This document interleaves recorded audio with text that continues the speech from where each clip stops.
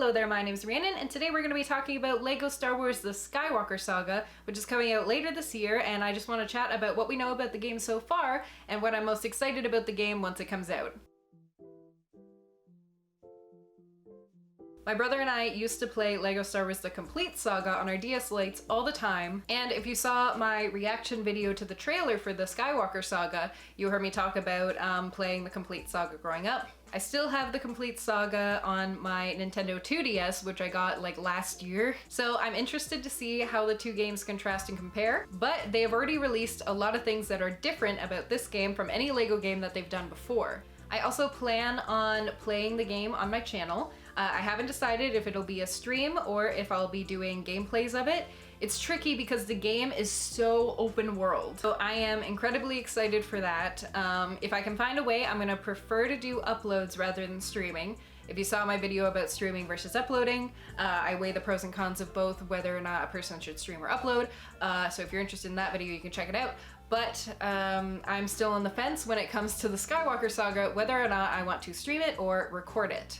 But either way, it'll be here on the channel, so if you want to see that, don't forget to subscribe. And yeah, without further ado, let's dive into some of the things we know about the game so far. I don't have every single thing about the game in this video. They haven't released everything, and there is probably some stuff that they've released about the game that I haven't heard about. I just compiled a list of the things that I am most excited for about the game and wanted to talk about today in this video. So if there's anything that I don't miss that you know about the game that you find interesting, please be sure to let me know in the comments down below so that we can all chat about the game and get excited for it together.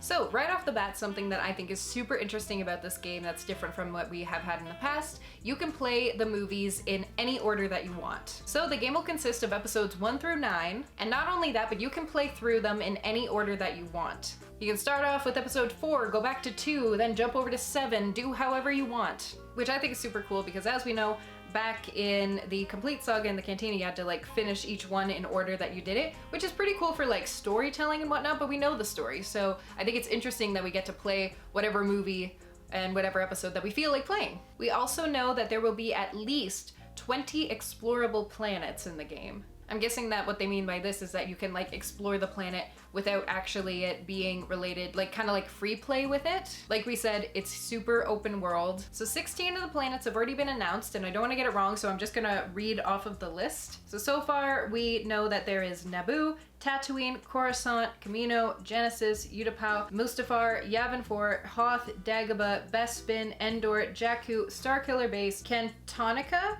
and Crate. So that is super exciting. What I wonder how they'll do it with that is the time frame for them. Like, obviously Coruscant would be different depending on what episode you're playing.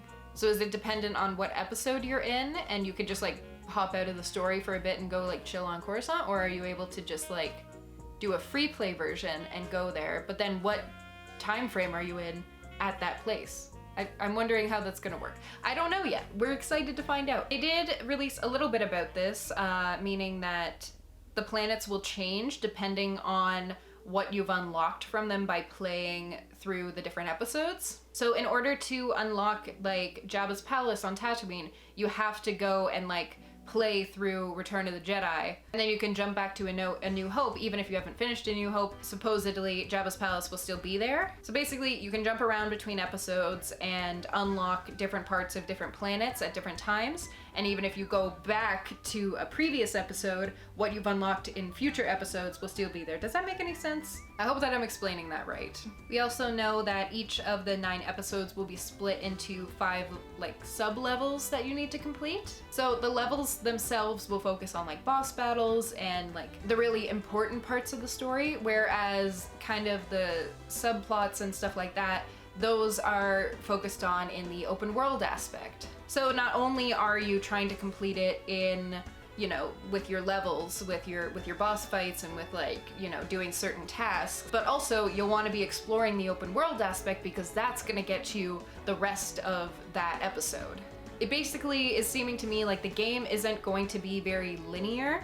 The game is something that you build yourself. There's a lot of creativity involved and a lot of what you can unlock on your own. And I think in this way it has been said that you're able to get more story out of it that we haven't been able to cover in previous games. And with it being so open world, the planets aren't just tailored to the episode that you're playing, they're also these huge worlds that you can explore. You can just forget about your mission for a little while and go and explore all of the planet, which is pretty incredible. And of course, depending on what episodes you're playing, the episodes will be different. Like I said before, I don't know how that's gonna work. I assume that while you're playing it, if you're in A New Hope, every surrounding planet will be in the New Hope timeline. But then it doesn't make sense that you can unlock things in Tatooine from later episodes and then come back to A New Hope and still have them there.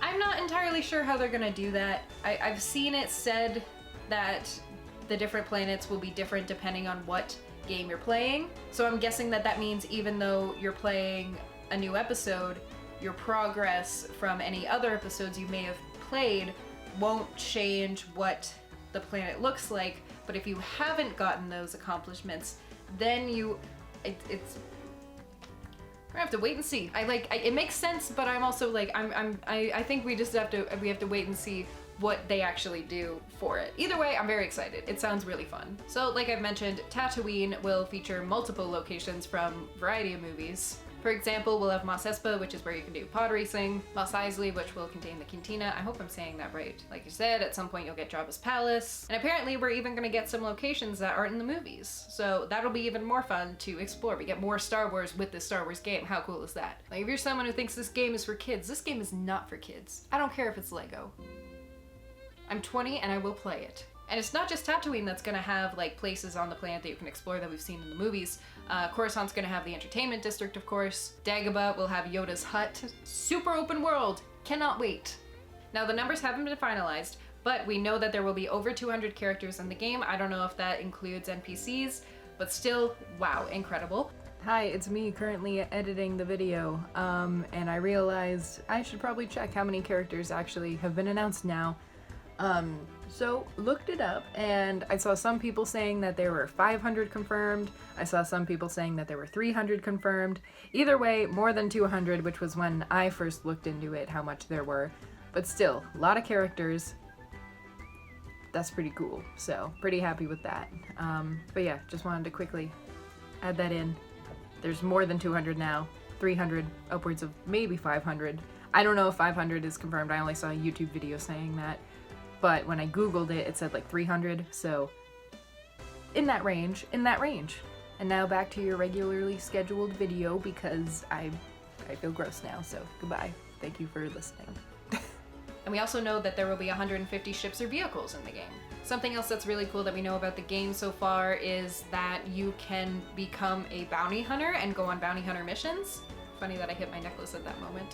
I remember in the Complete Saga, you could like build your own Jedi. Like you could like swap out different characters like heads and hair and bodies and like make your own Jedi out of that and like play as your own character when you did free play. So I assume it'll be something like that where you can just like choose, you can customize what your bounty hunter will look like and then you go and do these bounty hunter missions. And then you just have to go to different planets and try to find characters there and I guess bring them back and get your bounty. Hi, it's me editing again. I actually just looked up when the actual like release date is going to be, and it looks like they're aiming between April 1st and June 30th to be the release date. And I really hope we get it on the early April side, rather than the later June side. Fingers crossed that we get it sooner rather than later. So we may be getting the game somewhere in the near future, which is really exciting because that means I'll be able to play it here on the channel in the near future, and that I am super excited for that. I keep just saying that I'm excited. I'm very excited. I can't help it. So yeah, hopefully in like a month or so, we might be getting it. And I'm gonna be playing it on the Nintendo Switch. Saw my reaction to the trailer video. I think I talk about how I wasn't sure if I was gonna get a Switch or not. And then Christmas came, and I got a Switch. So, got that all set up, ready to go. As soon as the game drops, I'll be ready for it. Back to the video again. So yeah, that's kind of all I have about the LEGO Star Wars The Skywalker Saga. Wow, that's a mouthful. So far, I'm sure we'll find out more and more about the game as we get closer and closer to its release. Again, if there's anything that I left out, be sure to put it in the comments down below.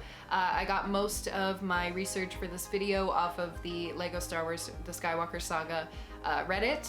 I've seen a lot of people talk about a variety of the things that I mentioned here, so be sure to check out the Reddit page if you want to learn more. A lot of people are posting on there different stuff about the game and what we can expect from it, so that's a good place to look for more information. And yeah, overall, I'm super excited.